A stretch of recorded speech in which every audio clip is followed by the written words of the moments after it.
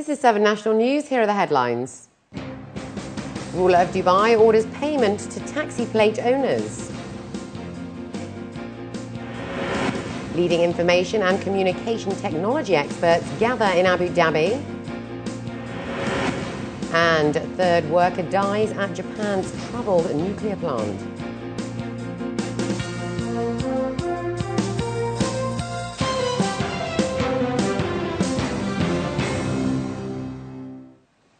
And in our top story, in his capacity as the ruler of Dubai, UAE Vice President and Prime Minister His Highness Sheikh Mohammed bin Rashid Al Maktoum has ordered the payment of 26.32 million dirhams to Emiratis whose 6593 taxicab number plates are operated by the Dubai Taxi Corporation and taxi franchise companies at the Roads and Transport Authority.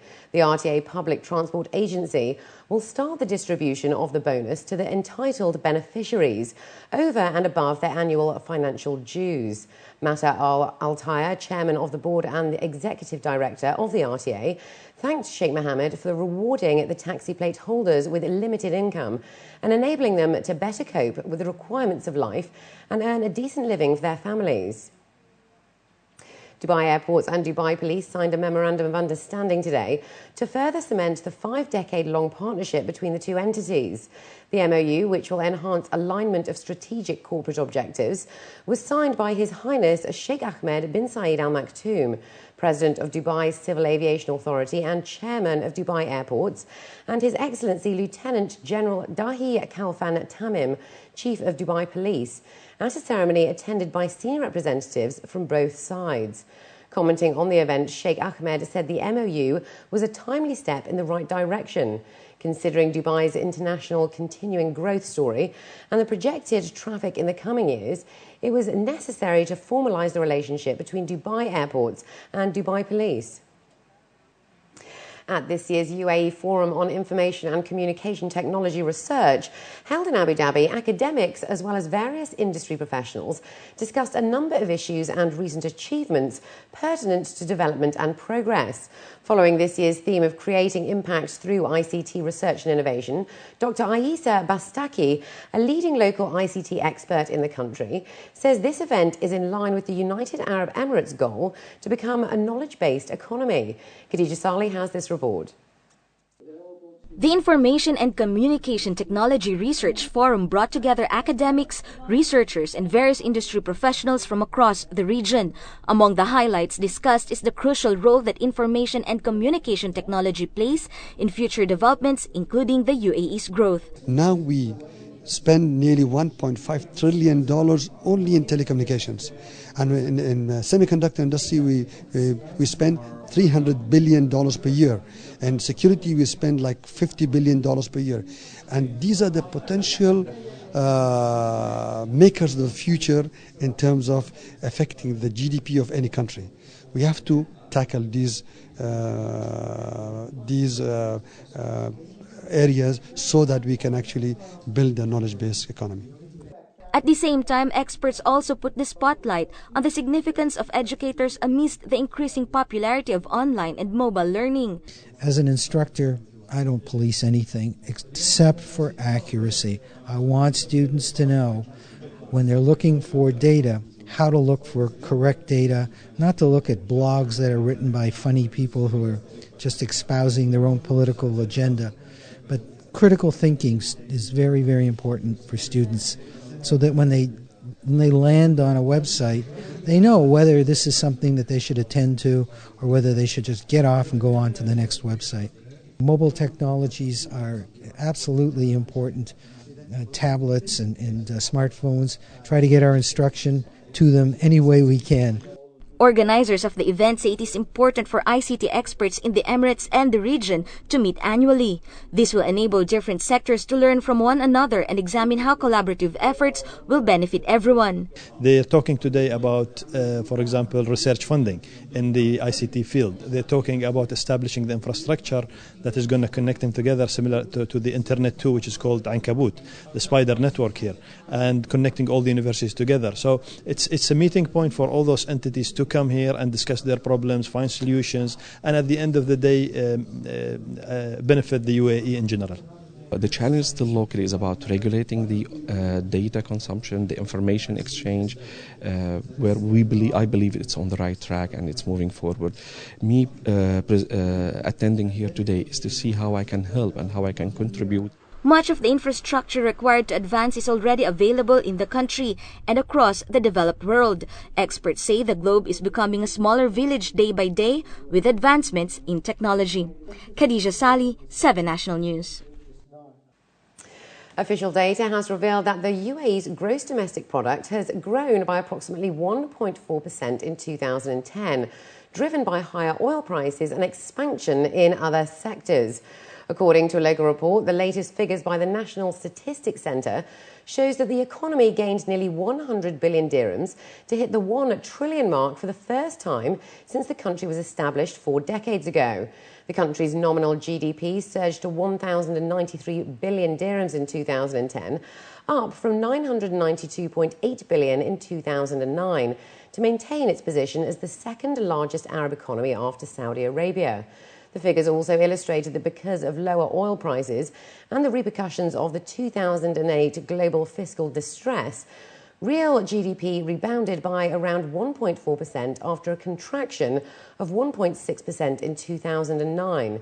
The non-oil sector also increased its contribution to the GDP, with a rise to 69% in 2010 compared to 66% in the previous year.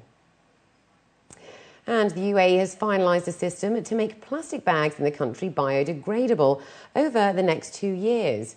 All providers and suppliers of oxo-biodegradable additives, ingredients that will enable plastic bags to degrade quickly, need to be verified and approved by the Emirates Authority for Standardisation and Metrology before they can deal with plastic manufacturers and traders, according to a senior government official. This is in line with the decision of ESMA, supported by the UAE Ministry of Environment and Water, to make all plastic bags produced in the UAE biodegradable by 2013. It is estimated that there are more than 100 manufacturers and suppliers of bio or oxo-biodegradable additives in the UAE. About 95% of the plastic bags used in the country are manufactured in the country and only 5% are imported from outside. Families in the UAE spend an average of 1,200 dirhams on eating out, according to UAE food and beverage experts. Chairman of the Al Kufa and Al Daliz services, Hamad Al Harib, says the UAE public is more dependent on restaurants than in other parts of the world, as the culture of eating out differs globally. Al Harib stated that the hospitality industry in the UAE has succeeded in creating unique local brands. He added that the government was pushing towards increasing the number of food manufacturing plants in the UAE, of which $1.4 billion has been invested in since 1994.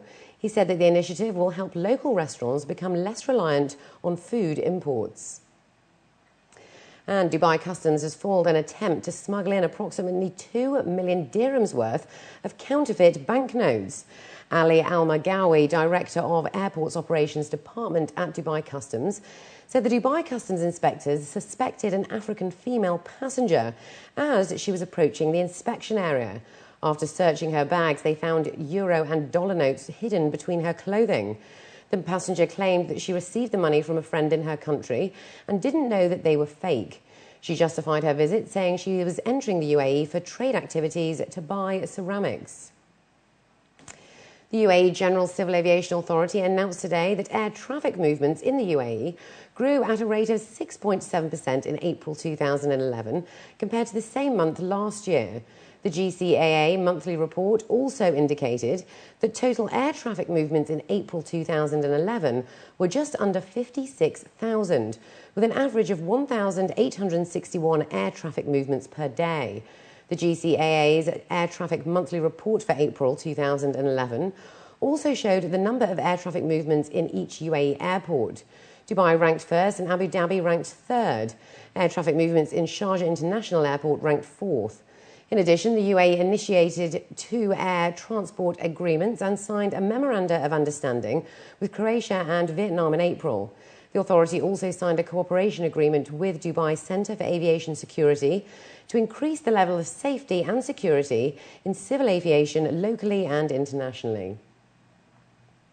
And looking abroad now, a TEPCO operator has confirmed that a worker at Japan's tsunami-crippled Fukushima Daiichi nuclear power plant died on Saturday, bringing the death toll at the complex to 3 since the massive earthquake and tsunami that hit the country in March.